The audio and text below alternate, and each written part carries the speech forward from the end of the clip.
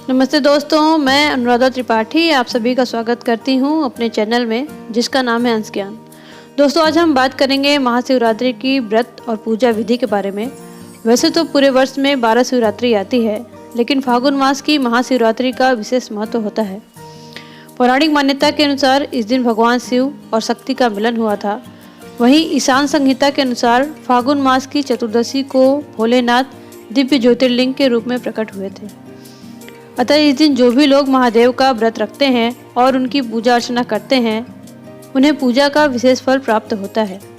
उनकी सारी मनोकामनाएं पूरी होती हैं और उनके कष्टों का निवारण भी होता है। और दोस्तों, जैसा कि आप सभी जानते हैं, किसी भी व्रत या पूजा का उचित फल तभी प्राप्त होता है जब वो पूजा या व्रत विधि पूर्वक किया जाए।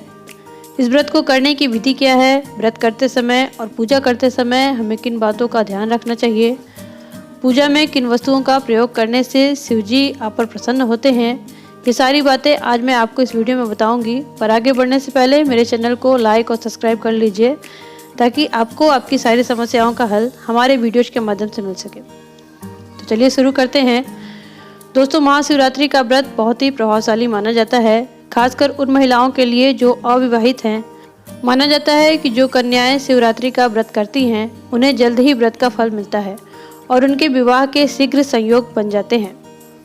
वहीं विवाहित महिलाएं इस दिन व्रत करती हैं तो उन्हें चिर सौभाग्य की प्राप्ति होती है और उनके परिवार में खुशहाली रहती है। दोस्तों, जो लोग महाशिवरात्रि के दिन पूजा और व्रत करते हैं उन्हें पूरे वर्ष की 12 शिवरात्रि का फल इस अकेले महाशिवरात्रि का व्रत रखने से मिल जाता है। तो आइए जानते हैं इस व्रत की सरल और सही विधि क्या है। दोस्तों, महाशिवरात्रि के दिन सुबह उठकर स्नान आदि से निवृत्त होकर साफ सुथरा वस्त्र धारण करें और प्रभु के आगे हाथ जोड़कर इस महाशिवरात्रि के व्रत रखने का संकल्प करें। दोस्तों, महाशिवरात्रि का व्रत आप चाहें तो निराहार भी रख सकते हैं और चाहे तो फलाहार भी रख सकते हैं। यदि आप फलाहार व्रत रखते हैं तो आप पूजा करने के बाद फलाहार ग्रहण कर सकते हैं और व्रत के व्यंजन में आप सेंधा नमक का प्रयोग भी कर सकते हैं। दोस्तों, वैसे तो शिवजी की पूजा चारों पहर में करना उत्तम फल देता है, पर यदि आप चारों पहर में पूजा नहीं कर पाते हैं तो कम से कम 2 बार अवश्य पूजा करें। एक तो सुबह में और दूसरा शाम को, अर्थात प्रदोष काल में। प्रदोष काल में शिवजी की पूजा अर्चना करने से विशेष फल की प्राप्ति होती है।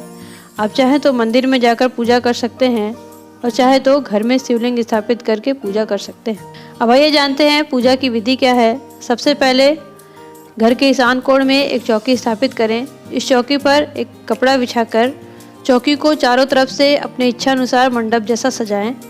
अब इस चौकी पर भगवान शिव और माता पार्वती की प्रतिमा स्थापित करें।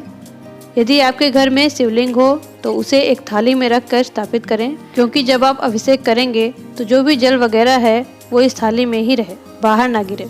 अब एक आसन पर बैठ जाएं और पूजा करना प्रारंभ करें। सबसे पहले गंगा जल छिड़कें अपने ऊपर और अपने चारों तरफ। फिर हाथ में जल लेकर पूजा का संकल्प करें। इसके बाद पूजा करना प्रारंभ करें। सबसे पहले शिवजी का अभिषेक किया जाता है। इसके लिए सबसे पहले शिवजी को जल से स्नान कराएं, फिर दूध, दही, घी, शहद, सुगंध इत्यादि के पंचामृत से शिवजी को स्नान कराएं। इसके बाद फिर से जल से स्नान कराएं। दोस्तों, ध्यान रखिएगा, अभिषेक के लिए सदैव कच्चे दूध का प्रयोग किया जाता है और शिवजी को जल चढ़ाते समय यदि आप उसमें थोड़ा सा काला तिल मिलाकर जल चढ़ाते हैं तो उससे विशेष फल की प्राप्ति होती है। जल चढ़ाने के बाद शिवजी को जनेऊ और रक्षा चढ़ाएं। प्रभु को चंदन, कुमकुम और अच्छे से तिलक करें। ध्यान रखें, शिवजी को सफ़ेद चंदन लगाया जाता है। इसके बाद बेल की पत्तियाँ, समी की पत्तियाँ, भांग, धतूरा, धतूरे का फूल इत्यादि चढ़ाएं। भगवान को काला तिल भी चढ़ाएं। थी माता गौरी की भी पूजा करें। माता को श्रृंगार की सामग्री चढ़ाएं। लौंग, इलायची का पान का बीड़ा चढ़ाएं। इसके बाद आरती करें और जो भी प्रसाद आपने रखा है फल के रूप में या मिष्ठान के रूप में वो चढ़ाएं। इसके बाद हाथ जोड़कर प्रभु से अपनी प्रार्थना कहें और क्षमा याचना जरूर करें कि हे प्रभु, हे माता, यदि आपकी पूजा पाठ या व्रत करने में मुझसे कोई त्रुटि हो गई हो तो मुझे क्षमा करें। इसके बाद आचमनी में जल लेकर आसन को तृप्त करें और आसन मोड़कर ही उठें। दोस्तों, महाशिवरात्रि के दिन रात में यदि आप जागरण करते हैं और रात में चारों पहर में प्रभु की पूजा अर्चना करते हैं और भक्ति भजन करते हैं तो भोलेनाथ आप पर जल्दी प्रसन्न होते हैं। दोस्तों भोलेनाथ बहुत ही भोले हैं, बहुत ही जल्द प्रसन्न हो जाते हैं। आपके पास जो भी है आप अपनी इच्छा अनुसार, अपनी सुविधा अनुसार प्रभु को समर्पित करें। भगवान तो अपने भक्त की भक्ति और प्रेम देखकर ही प्रसन्न हो जाते हैं। व्रत के अगले दिन स्नान और दान करके अपने व्रत का पारण करें। शिव जी आप सबका कल्याण करें। आज के लिए इतना ही।